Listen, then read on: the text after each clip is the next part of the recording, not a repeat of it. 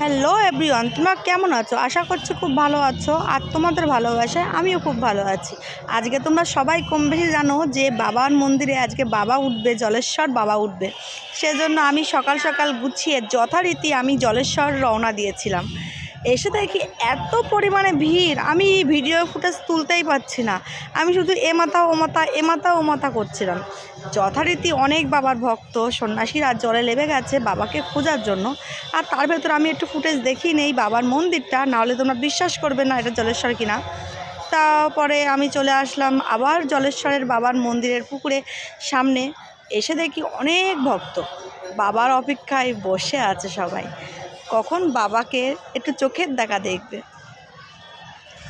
আমি আবার যথারীতি চলে আসলাম। সবাই বলছে মুখে বাবা নাকি উঠে গেছে, কিন্তু না বন্ধুরা, একদম বাবা উঠিনি। বাবা আরও একটু পরে উঠবে।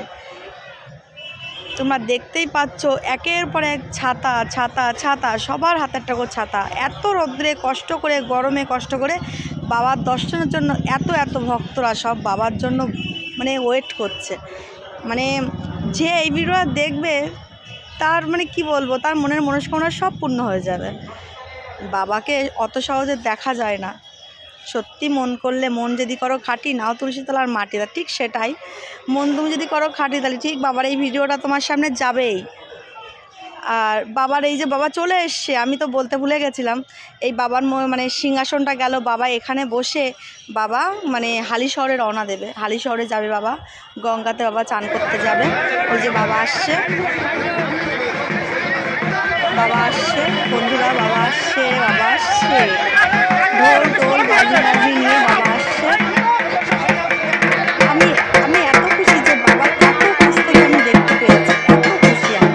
দেখো বন্ধুরা, বাবা চলে এসছে, বাবা আমাদের সিংহাসনে আছে, আর এই মূল সিংহাসন মাথায় রয়েছে বাবা। এই যে বাবা এখন রওনা দিচ্ছে হালিশহরের দিকে। বাবা এখন হালিশহরে গিয়ে চান করবে, গঙ্গার স্নান। আর এই ভিডিওটা কেমন লাগলো তোমরা একটু কমেন্ট করে বলো, আর ভিডিওটাকে শেয়ার করো। আমি